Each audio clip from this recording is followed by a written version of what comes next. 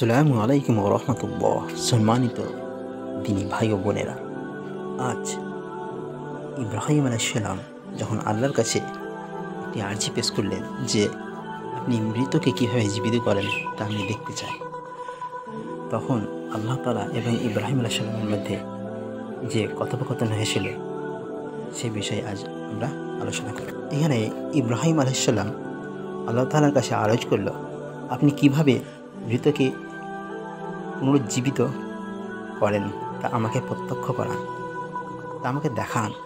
আল্লাহ তাআলা ইরশাদ করলেন, এরূপ আকাঙ্ক্ষা ব্যক্ত করার কারণ কি?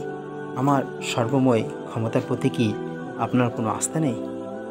ইব্রাহিম আলাইহিসসালাম নিজের আস্থা বিবৃত করে নিবেদন করলেন, আস্থা ও বিশ্বাস তো অবশ্যই আছে, কেননা আপনার সর্বময় ক্ষমতার নিদর্শন সর্বদা প্রতি মুহূর্তে দেখতে পাচ্ছি এবং চিরন্তন ব্যক্তিমাত্রই তার নিজের সত্তা থেকে শুরু করে এ বিশ্বজাহানের প্রতিটি অনুপরমাণুতে এর প্রমাণ দেখতে পাচ্ছে। কিন্তু মানব প্রকৃতির সাধারণ প্রবণতা হচ্ছে যে অন্তরের বিশ্বাস যতই দৃঢ় হোক, চোখে না দেখা পর্যন্ত অন্তরে পূর্ণ প্রশস্তি আসতে চায় না। প্রশ্নের পর প্রশ্ন জাগে, এটা কী করে হবে, না জানি এর প্রক্রিয়াটা কেমন।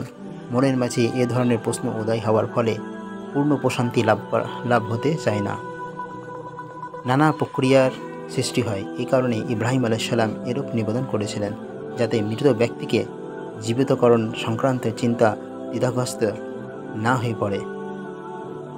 অধিকান্ত মনে যাতে স্থিরতা আসে, নানা প্রশ্নের জাল যেন অন্তরে বাসা বাঁধতে না পারে এবং মনের দৃঢ়তা যাতে বজায় থাকে।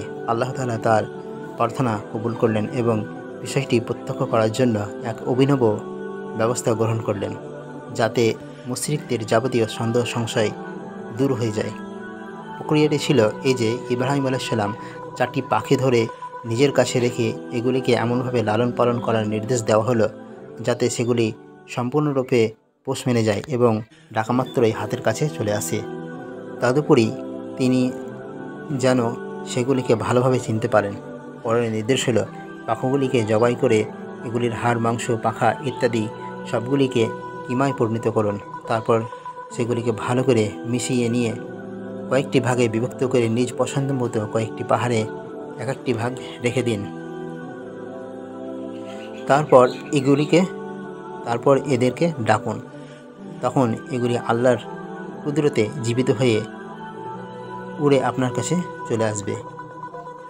ইব্রাহিম আলাইহিসসালাম তাই করলেন। অতঃপর এদের যখন ডাকলেন, সঙ্গে সঙ্গে হাড়ের সঙ্গে হাড়, পাখার সঙ্গে পাখা, গোস্তের সঙ্গে গোস্ত, রক্তের সঙ্গে রক্ত মিলে পূর্বের রূপ ধারণ করলো এবং তার কাছে উড়ে এসে উপস্থিত হলো। তাফসীরে কুরতুবী। পুরো এই বিষয়টি সূরা আল বাকারার 260 নম্বর আয়াতে বর্ণিত হয়েছে। এরশাদ হচ্ছে, আর যখন ইব্রাহিম আলাইহিসসালাম বলল, হে আমার রব, কীভাবে আপনি মৃতকে জীবিত করেন আমাকে দেখান। তিনি বললেন, তবে কি আপনি ঈমান আনেননি? তিনি বললেন, অবশ্যই হ্যাঁ, কিন্তু আমার মন যাতে প্রশস্ত হয়। আল্লাহ বললেন, তবে 4টি পাখি নিন এবং তাদেরকে আপনার বশীভূত করুন। অতঃপর সেগুলিকে টুকরো টুকরো করে সেগুলির টুকরো অংশ এক এক পাহাড়ে স্থাপন করুন। তারপর সেগুলিকে ডাকুন, সেগুলি আপনার নিকট দৌড়ে আসবে। আর জেনে রাখুন, নিশ্চয়ই আল্লাহ পরাক্রমশালী, প্রজ্ঞাময়। আজকের আলোচনা এতটাই। ইনশাল্লাহ পরবর্তী পার্টে অন্য একটি বিষয় নিয়ে আলোচনা হবে। আসসালামু আলাইকুম রহমতুল্লাহি ওয়া বারাকাতুহু।